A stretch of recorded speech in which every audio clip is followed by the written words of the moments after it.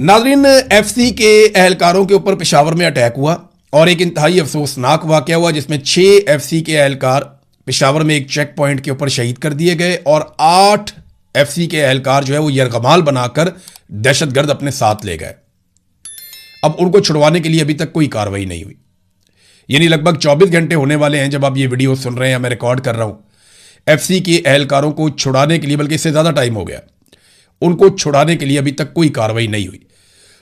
वो कहां है? पाकिस्तान में। उन्होंने कहां से अगवा किया? पेशावर से किया। क्या वो अफगानिस्तान जा सकते हैं? नहीं, वो तो सारा बॉर्डर सील है, वो तो बंद है। और इतने लोगों को यरगमाल बना के अफगानिस्तान कैसे ले जाया जा सकता है? तो ये बड़ा सवाल पैदा होता है कि पाकिस्तान की सरजमीन के अंदर पाकिस्तान की अपनी सिक्योरिटी फोर्सेस बेयारो मददगार छोड़ दी जाती हैं। इससे पहले भी इस तरह के वाकयात हुए तो अपने लोगों को ऐसा लगा कि डिसोन कर दिया गया। जो फौजी बेचारे छुट्टी पे जा रहे होते हैं या एफसी वाले छुट्टी पे जा रहे होते हैं, जब वो शहीद हो जाते हैं किसी ट्रेन के दहशतगर्दी के वाकये में या किसी बस के दहशतगर्दी के वाकये में, तो बाद में उसको ओन नहीं किया जाता। ये कहा ही नहीं जाता कि ये सिक्योरिटी फोर्सेस के लोग थे। तो ये बहुत अनफॉर्चुनेट है। अपने लोगों को ओन करना चाहिए। एक दूसरे की टांगे खींचने में ये लगे हुए हैं, अपने अपने इक़्तिदार को बचाने में लगे हुए हैं। और खैबर पख्तूनख्वा जल रहा है, बलूचिस्तान जल रहा है, वहां का वजीर आला इनके साथ मिलकर एस्टेब्लिशमेंट के साथ कार्रवाई डाल रहा है और पूरा सूबा जल रहा है। और यहां का वजीर आला जो है वो इनके साथ एक अलग टसल में लगा हुआ है। कभी एक दूसरे की टांग खींचते हैं, कभी अपनी अपनी हुकूमत बचाते हैं। और एजेंसियां इस काम पे लगी हुई हैं कि इमरान खान को जेल में कितना अरसा मजीद रखा जा सकता है और उसकी पार्टी के टुकड़े बखड़े कैसे किए जा सकते हैं। यानी एस्टेब्लिशमेंट ने ना इस मरतबा एक पॉलिटिकल पार्टी का, वैसे तो हमेशा से ही पॉलिटिकल पार्टी का रोल प्ले किया है, और एक ऐसी पॉलिटिकल पार्टी जिसमें इक्तदार की बहुत भूख है, बहुत ख्वाहिश है, और वो इक्तदार से बाहर अपने आप को नहीं रख सकते। वो अपनी कठपुतलियों के जरिए से हमेशा इक्तदार में रहते हैं और मुनाफा कमाते हैं। तो आज भी वो यही कर रहे हैं। नाजरीन, गुज़िश्ता 4-4.5 साल में अगर आप एस्टेब्लिशमेंट की सबसे बड़ी गलती निकालें तो वो मिस कैलकुलेशन है। यानी जहां पे भी इन्होंने कैलकुलेशन की वो गलत हो गई। एस्टेब्लिशमेंट की पहली कैलकुलेशन थी इमरान खान को निकालेंगे और मसला ही कोई नहीं होगा, लोग हमारे साथ खड़े हो जाएंगे। लेकिन रजीम चेंज ऑपरेशन के बाद, बल्कि उससे पहले ही जब वो मुकम्मल नहीं हुआ था, तो लोग इमरान खान के साथ खड़े हो गए, तो मिस कैलकुलेट हो गया। बाद में इन्होंने कहा थोड़े दिनों में लोग भूल जाएंगे, तो लोग भूले नहीं, बल्कि लोगों ने एहतजाज शुरू कर दिया। फिर इनकी एक कैलकुलेशन थी कि इमरान खान साहब जो हैं थोड़े अरसे के बाद चुप करके बैठ जाएंगे और अगले इलेक्शन का इंतज़ार करेंगे। इमरान खान ने वो भी नहीं किया, वो भी मिस कैलकुलेट हो गया। फिर इनका अंदाज़ा था कि इमरान खान जेल बर्दाश्त नहीं कर सकता, हम जैसे ही इमरान खान को जेल में डालेंगे वो 10 दिन के अंदर टूट जाएगा, हम उससे माफ़ी मंगवाएंगे और पूरा पाकिस्तान कंट्रोल में आ जाएगा। फिर मिस कैलकुलेट हो गया इमरान खान। वो वक्त और ये वक्त, आज लगभग 3 साल हो गए हैं, इमरान खान इनसे नहीं टूट रहा। हर तरह का जबर इन्होंने आजमा कर देख लिया। वो कैदे तन्हाई में पड़ा हुआ, उसकी आंख ज़ाया हो गई, लेकिन वो आदमी हार नहीं मान रहा। बड़े बड़े बाहर बैठे हुए हार गए, जिन्होंने मार नहीं खाई वो भी हार गए, लेकिन वो मार खाने के बावजूद हार नहीं मान रहा। फिर इन्हें लगा कि ये इलेक्शन चोरी कर लेंगे तो निज़ाम ठीक हो जाएगा। यानी पहले इनको लगा कि इंतखाबी निशान छीनेंगे, प्री पोल रिगिंग करेंगे, लोग मायूस हो जाएंगे, लोग पीटीआई को वोट नहीं डालेंगे। मगर इसके बरक्स लोगों ने निकलकर पाकिस्तान तहरीके इंसाफ को इतना वोट डाला कि रिकॉर्ड तोड़ दिए, और बाद में इन्हें जाली फार्म 47 जारी करने पड़ गए। तो एक और कैलकुलेशन पाकिस्तान की मिलिट्री एस्टेब्लिशमेंट की गलत हो गई। फिर उन्हें लगा कि हम अपनी जाली हुकूमत बना लेंगे तो लोग मान जाएंगे, तो लोग आज तक नहीं माने। फिर इनकी कैलकुलेशन थी हम मईशत को ठीक कर लेंगे, वो भी ठीक नहीं हुई।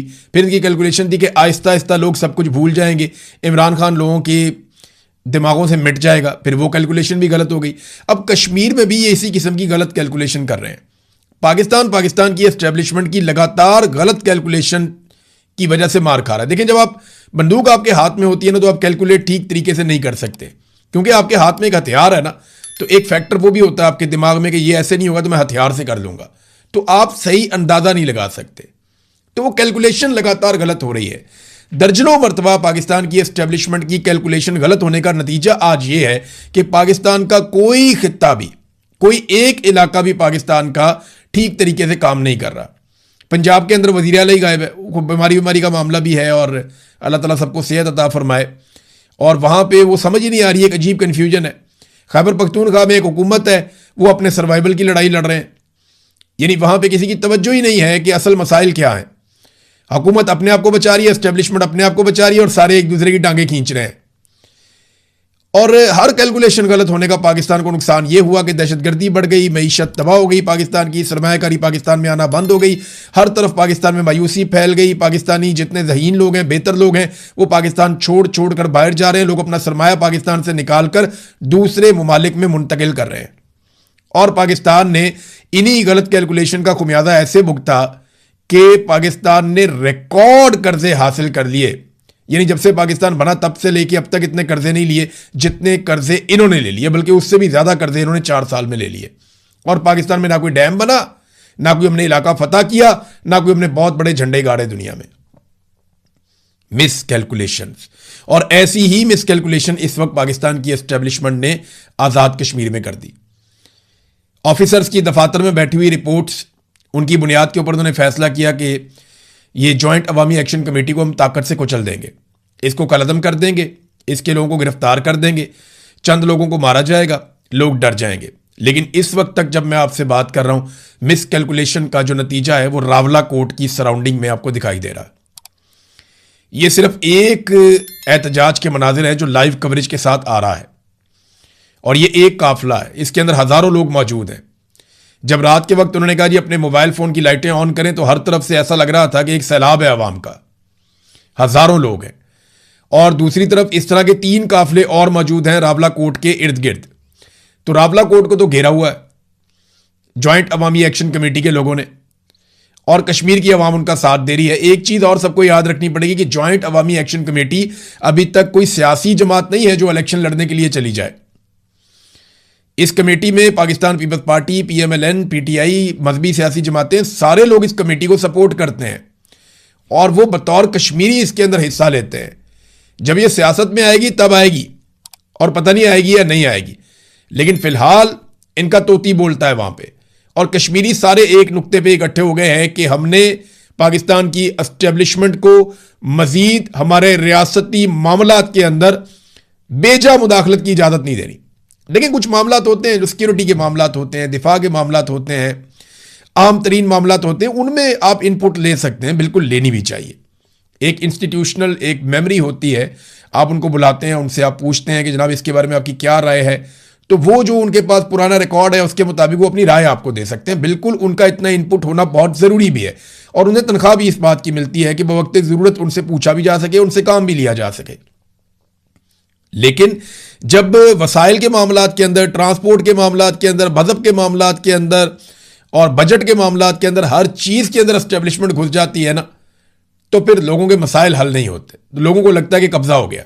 अब ये मामला चल रहा है वहां पे। देखिए ये जो 12 महाजरीन की नशिस्तें हैं ना, इसके ऊपर बहुत डिटेल में लोग बात कर रहे हैं कि ये नशिस्तें तो लाई गई थी मकबूजा कश्मीर के केस को उठाने के लिए कि हक़ खुद इरादियत देना है, पाकिस्तान ने भी और भारत ने भी, अक़वाम मुत्तहिदा की करारदाद है, तो उसके मुताबिक जो है वो सबको वोट का हक मिलना चाहिए, और कश्मीरी फैसला करेंगे कि उन्होंने भारत के साथ रहना है, पाकिस्तान के साथ रहना है, या अपना अलग मुल्क बनाना है। यही अक़वाम मुत्तहिदा के पास ऑप्शन यही है ना, और करारदाद यही कहती है कि कश्मीरी ही फैसला करेंगे अपने मुस्तकबिल का, ना भारत फैसला करेगा ना पाकिस्तान फैसला करेगा। तो इसलिए पाकिस्तान ने एक बड़ा अच्छा जेस्चर दिया था कि मकबूजा कश्मीर की 12 महाजरीन की नशिस्तें रख ली थी पाकिस्तान में कि जनाब हम यहां पे जो असेंबली बनाएंगे इसके अंदर ये जो 12 नशिस्तें हुआ करेंगी ये नुमाइंदगी करेगी मकबूजा कश्मीर की। तो इसको बड़ा अप्रिशिएट किया गया था, नीयत बुरी नहीं थी जब ये काम किया गया। लेकिन हुआ क्या, वक्त के साथ साथ पाकिस्तान की एस्टेब्लिशमेंट ने इन सीटों को आजाद कश्मीर में हुकूमतें बनाने और गिराने के लिए इस्तेमाल करना शुरू कर दिया। यानी वो जो बंदूक आपने खरीदी दुश्मन के खिलाफ, वो अपनों के ऊपर ही तान दी गई।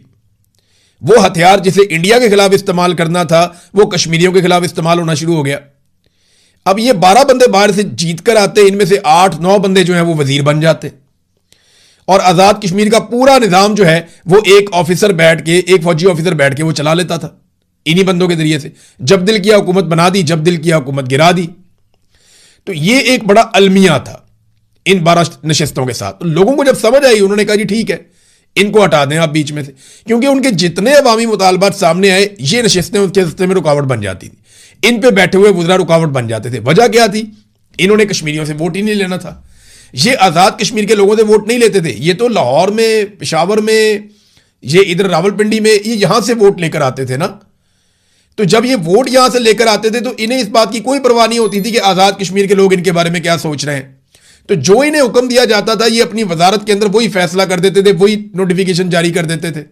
तो आजाद कश्मीर के लोग सर पकड़ के बैठ जाते थे कि भाई इनको कैसे काबू करें। तो उन्होंने तंग आकर कहा जनाब ये सीटें ही खत्म कर दें, आप हमें नहीं चाहिए।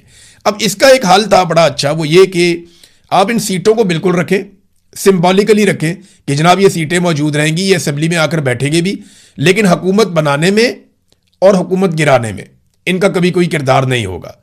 हाँ, बैनुल अक़वामी सतह पे जो जम्मू कश्मीर का मुकदमा है या मकबूजा कश्मीर के मामलात हैं उनमें इनको आगे आगे रखा जाए, इसके ऊपर इंटेलेक्चुअल किस्म के लोग लाए जाएं जो बैनुल अक़वामी फोरम्स के ऊपर जाके कश्मीर के मसले को उठाएं। तो ये बड़ा अच्छा जेस्चर हो जाता कि आपका मकसद भी हल हो जाता और कश्मीरियों को उनका हक भी मिल जाता। लेकिन कश्मीरी अब इस हक के लिए जब खड़े हुए तो एस्टेब्लिशमेंट को लगा कि उनकी बालादस्ती चैलेंज हो गई और फिर उसके बाद रावलाकोट में जो कुछ हुआ वो आपने देखा। कोई ये अंदाजा नहीं कर रहा था कि इतनी बड़ी तादाद में लोग इकट्ठे होंगे। अब लोग बहुत बड़ी तादाद में मौजूद हैं, हर काफिले के साथ हजारों लोग हैं। सरकारी रिपोर्ट के मुताबिक इनकी तादाद 25,000 से ज्यादा बताई जा रही है। सरकारी रिपोर्ट जो है ना वो तादाद कम करके बताती है हमेशा, ये हम सब जानते हैं। तो अगर सरकारी रिपोर्ट 25,000 बता रही है तो फिर आप अंदाजा लगा लें कि असल में ये तादाद कितनी बड़ी होगी। कश्मीरी बड़ी तादाद में निकले हैं, ये बात तो साबित हो गई है। और कश्मीरी अब पीछे हटने के लिए तैयार भी नहीं, क्योंकि बड़ा चार्ज माहौल है। मैंने कुछ तकारीर सुनी है, बातचीत सुनी है, कुछ चीज़ों पे मुझे एतराज़ भी है। यानी देखें, नफरत जब फैलाई जाती है ना तो वो बहुत तेज़ी से फैलती है, इसकी ये खसूसियत होती है। और पाकिस्तान की एस्टेब्लिशमेंट ने अपने टाउटों के जरिए गुज़िश्ता चंद दिनों में जो नफरत फैलाई है वो अब कश्मीर में दिखाई दे रही है, जैसे बलूचिस्तान में नफरत फैलाई गई थी। देखिए, ये बड़ा आसान होता है किसी को गद्दार कह देना, लेकिन इसकी कीमत आपको नस्लों तक चुकानी पड़ती है। आप तो ढीले मुंह के साथ बैठ के कह देते हैं कि ये गद्दार है, ये इंडिया का एजेंट है, ये रा का एजेंट है, ये जनाब पाकिस्तान का दुश्मन है, बड़े आराम से आप कह देते हैं। वो आदमी उस वक्त शायद बर्दाश्त भी कर लेता है, लेकिन ये चीज़ें नस्लों तक पीछा करती हैं। आप बलूचिस्तान में देखें आपके साथ क्या हुआ, यही हुआ। आप पश्तूनों के साथ देखें आपने क्या किया, उसका जवाब क्या है। आज आप इसी चीज़ का सामना कर रहे हैं। बांग्लादेश में आपने क्या किया, वहां पे भी आपने यही किया, उसका नतीजा आपके सामने है। तो जहां जहां पे आपने नफरत की आग लगाई वो आपके घर तक आई, और ये आग भी आपके घर तक आ जाएगी अगर अभी आप नहीं समझेंगे तो। पाकिस्तान का दुश्मन डिक्लेयर कर देते हैं, रा का एजेंट कह देते हैं, गद्दार वतन कह देते हैं, बड़े ढीले मुंह के साथ कह देते हैं, लेकिन लोगों को जो तकलीफ होती है, आप नफरत की मुस्तकबिल के लिए एक आग लगातार आप जला देते हैं। और ये खेल पाकिस्तान में सबसे ज़्यादा हमेशा हमारी पंजाब की सियासी जमात नून लीग ने और पाकिस्तान की मिलिट्री एस्टेब्लिशमेंट ने खेला है, क्योंकि पाकिस्तान की मिलिट्री एस्टेब्लिशमेंट में ज़्यादातर लोग पंजाब से ही होते हैं, और एक नून लीग जो है वो पंजाब की एक पॉलिटिकल पार्टी है, और नून लीग ने हमेशा नफरत का कार्ड खेला है। कभी जाग पंजाबी जाग का इन्होंने नारा लगाया, कभी इन्होंने पंजाब के नाम के ऊपर सियासत की, कभी नफरत फैलाई, कभी सिंधियों को कमतर कहा, कभी इन्होंने महाजरों के खिलाफ आग उगली, कभी इन्होंने बलोचों को बहुत बुरा भला कहा, कभी पश्तूनों के खिलाफ नफरत की आग जलाई, अब कश्मीरियों के खिलाफ जो हो गए। तो पूरे पाकिस्तान को ये क्या चाह रहे हैं। ये पंजाब की मैं अवाम की बात नहीं कर रहा, पंजाब के लोग बहुत बड़े दिल वाले हैं। ये तमाम कौमियतें पंजाब में बड़े पैमाने पर आकर रहती हैं और बिल्कुल ऐसे रहते हैं बीच में घुल मिल कर, कोई पूछता भी नहीं है। लेकिन इस पॉलिटिकल पार्टी ने नफरत की एक आग हमेशा लगाई है, PMLN ने, और अब कश्मीरियों को उसी आग में जलाने की कोशिश की जा रही है। एक तरफ पाकिस्तान पीपल्स पार्टी को नाज़रीन आगे किया हुआ, लेकिन हाँ, एक चीज मैं आपको पहले बताऊं कि अब पीपल्स पार्टी जो है ना, उसने कैटेगोरिकली कह दिया है कि अगर तो इलेक्शन आपने करवाने हैं जुलाई में, तो फिर आप ये ऑपरेशन वाला ड्रामा बंद करें। अगर आपने इन लोगों को मारा तो हम इलेक्शन लड़ने के लिए आज़ाद कश्मीर में दाखिल भी नहीं हो सकेंगे, अपने हलकों में जाना अजाब हो जाएगा, क्योंकि ये हर इलाके से लोग निकल कर आए हुए हैं। बल्कि फैसल राठौड़ ने तो गालिबन ये पैगाम भी मेरे एक सोर्स के मुताबिक ही पहुंचा दिया बिलावल वगैरह को कि मैं तो अपने हलके में भी नहीं जा पाऊंगा, जो सूरत हाल इस वक्त पैदा कर दी गई है, और वो वैसे भी इस्लामाबाद में बैठे हैं। तो अब वो मुज़ाकरात के लिए पीपल्स पार्टी को आगे किया हुआ कि ठीक है आप मनाएं इनको, अगर बातचीत हो सकती है। PMLN ने जो है अब ये गुड कॉप बैड कॉप खेल रहे हैं। PMLN कह रही है गद्दार है, इंडिया के साथ मिले हुए हैं, एजेंट हैं, रॉ के एजेंट हैं। PMLN ये कह रही है, पीपल्स पार्टी कह रही है नहीं, हमारे लोग हैं, प्यारे लोग हैं, नाराज लोग हैं, उनके मुतालबात हैं, बैठिए उनके साथ बात करते हैं। लेकिन बीच में से दोनों मिले हुए हैं, ये गुड कॉप और बैड कॉप खेल रहे हैं। जबकि एस्टेब्लिशमेंट अपनी हिकमत अमली के ऊपर अमल दरामद कर रही है कि जितना प्रेशर बढ़ा सकते हैं प्रेशर बढ़ाएं, गिरफ्तारियां, बंदों को जख्मी करना, लोगों के ऊपर अटैक करना, क्रैकडाउन करना, वो इन चीज़ों के साथ एक दबाव बढ़ाने की कोशिश कर रहे हैं। तो तीनों अपनी अपनी जगह पे अपना अपना जोर लगा रहे हैं। अच्छा, ये जो अभी मुज़ाकरात के लिए दावत दी गई है, कुछ राब्ते भी हुए हैं जॉइंट अवामी एक्शन कमेटी के कुछ लोगों से और कुछ बरतानिया में बैठे हुए लोगों से। जो आज़ाद कश्मीर की हुकूमत है उनके लोगों ने राब्ते किए, फैसल राठौर की हुकूमत ने। तो चंद मुतालबात सामने आए हैं, जो मुतालबात अवामी जॉइंट एक्शन कमेटी ने दिए हैं। और ये मुतालबात मैं आपको बता देता हूँ, इसमें एक स्टेटमेंट ही काफ़ी है। इसमें जो स्टेटमेंट है वो सरदार उमर नज़ीर कश्मीरी का है, जिन्हें गोलियां लगी हैं। वो जख्मी होने के बावजूद आए और उन्होंने आकर अपने लोगों से खिताब भी किया, बड़ी हिम्मत दिखाई उन्होंने। अभी चंद दिन पहले उन्हें गोलियां लगी हैं, इस तरह आ जाना, बहुत बाहिम्मत नौजवान है रावला कोट का। तो उन्होंने कहा जी हम मुज़ाकरात के लिए तैयार हैं, लेकिन इससे पहले जो कलअदम करार दिया गया उसका नोटिफिकेशन मनसूख किया जाए, वापस लिया जाए, FC, PC और रेंजर्स का इनखला किया जाए। यानी जो इस्लामाबाद से पुलिस आ गई है, रेंजर्स आ गई है, ये FC आ गई है, इन सारों को जो है वो वहाँ से निकाल दिया जाए, आज़ाद कश्मीर से ये वापस जाएं। शोहदा की मैयतें हमारे हवाले की जाएं, जितने लोग शहीद हो गए उनकी मैयतें जो सिक्योरिटी फोर्सेस ने कंट्रोल में ले ली हैं कि जब इनके जनाजे पढ़ाए जाएंगे तो बड़ी तादाद में लोग इकट्ठे हो जाएंगे, तो वो सिक्योरिटी फोर्सेस ने जनाजे वापस करने, वो कह रहे हैं जी ये जनाजे हमारे हवाले किए जाए। जख्मियों को इलाज मुआवजे की सहूलत दी जाए, इन अस्पतालों को नॉर्मलाइज किया जाए और कमेटी के दीगर मुतालबात पर अमल दरामद किया जाए। उमर नज़ीर कश्मीरी। अब जो एक मैकेनिज्म बन रहा है वो ये बन रहा है कि कश्मीरी बैठेंगे एहतजाज पे जबकि मुज़ाकरात शुरू हो जाएंगे, और उन मुज़ाकरात में कुछ हद तक बातचीत हो भी रही है। और मुज़ाकरात में सबसे पहली चीज़ें जो मुज़ाकरात को शुरू करने के लिए जो पहली शराइत है कि हम बैठते हैं, ठीक है, सबसे पहले आप यहाँ से सिक्योरिटी फोर्सेस को हटाएं, नंबर 1। नंबर 2, लाशें वापस करें। नंबर 3, ऑपरेशन फौरी तौर पे बंद करें। और ये जो कलअदम करार दिया गया जॉइंट अवामी एक्शन कमेटी को, ये मामला वापस लें और मुकदमात भी खत्म करें, चीज़ों को नॉर्मलाइज करें, हम बैठ के आपसे बात करते हैं। तो ये चीज़ें तो हुकूमत को पहले करनी पड़ेंगी अगर तो वो बैठकर बात करना चाहते हैं। अब बैठकर बातचीत सिर्फ इस सूरत में होगी कि कश्मीरी अपना दबाव बरकरार रखें, क्योंकि जब तक ये बैठकर बातचीत होती रहेगी कश्मीरियों को सड़क पे बैठना पड़ेगा। और सड़क पे बैठना मुश्किल तो होता है, लेकिन यहां कश्मीर में इतना मुश्किल इसलिए दिखाई नहीं दे रहा क्योंकि जो कश्मीरी अवाम है वो सारे के सारे सपोर्ट कर रहे हैं अवामी एक्शन कमेटी को, और लोग अपने घरों से खाने पका कर ले आते हैं, अपने घरों से फैसिलिटेट करते हैं, इन लोगों को मेहमान के तौर पे ले जाते हैं। ना वॉशरूम का ज़्यादा कोई मसला हो रहा है, ना खाने पीने का ज़्यादा मसला हो रहा है। देखिए, इश्यूज होते हैं जब अपने घर से, अपने इलाके से आप दूर जाते हैं, बाहर जाते हैं, तो आप रूटीन के मुताबिक अपनी तमाम चीज़ें नहीं कर सकते। लेकिन इसके बावजूद मकामी अफराद जहाँ जहाँ पे ये लोग जा रहे हैं, गुजर रहे हैं, वो इनको फैसिलिटेट कर रहे हैं, वो इनको खाने पीने की चीज़ें दे रहे हैं, इनके खाने पीने का, इनके रहने का, इनके वॉशरूम का, इन चीज़ों का ख्याल रखा जा रहा है। इसके बगैर तो ये सर्वाइव ही नहीं कर सकते। तो अगर ये लोग अगले चंद दिनों तक सड़कों पे बैठने के लिए तैयार रहे और ये बैठे रहे और उनकी तादाद ऐसे ही बढ़ती रही जैसे अभी बढ़ रही है, तो फिर मुज़ाकरात के अलावा और कोई रास्ता नहीं होगा। और पीपल्स पार्टी को गुड कॉप के तौर पर फिलहाल आगे किया गया है। अब एक खबर यह भी आ रही है कि इलेक्शन मुलतवी कर दिया जाएगा, यानी अगर मुज़ाकरात नहीं होते, कोई कामयाबी नहीं मिलती और हार्ड स्टेट यही काम इसी तरीके से करती है कि हमने हार्ड स्टेट ही रखनी है, हमने जैसे मुरीदके में घेर के लोगों को मार दिया था, जैसे डी चौक में लोगों को घेर के मार दिया था, जैसे खामनाई की शहादत के बाद पाकिस्तान में एहतजाज हुआ और 30 के करीब लोग वहाँ शहीद हो गए थे, तो इसी तरीके से बहुत मुमकिन है कि यहाँ पे भी एक बड़ा क्रैकडाउन मजीद कर दिया जाए, लोगों को कुचला जाए ताकत से। तो उस सूरत में फिर इलेक्शन मुलतवी कर दिए जाएंगे। ये डिमांड पाकिस्तान पीपल्स पार्टी ने की है और वहाँ पर फड्डा इस बात पर पड़ा हुआ है कि आपने जो एडमिनिस्ट्रेटर लगाना है ना, वो पीपल्स पार्टी का लगाना है बंदा। यानी अगर आप इमरजेंसी लगाते हैं या आप इलेक्शन मुलतवी करते हैं तो आपने पीपल्स पार्टी का बंदा जो है वो कंसिडर करना है, हमारा बंदा लगना चाहिए। आज़ाद कश्मीर के अंदर PMLN का बंदा नहीं लगना चाहिए। अब इस किस्म की चीज़ें भी अंदर खाते डिस्कस हो रही हैं। बहरहाल ये मुज़ाकरा चल रहे हैं। वज़ीर आज़म शहबाज शरीफ और सदर जरदारी वो इन चीज़ों से बिल्कुल ही इर्रेलिवेंट है।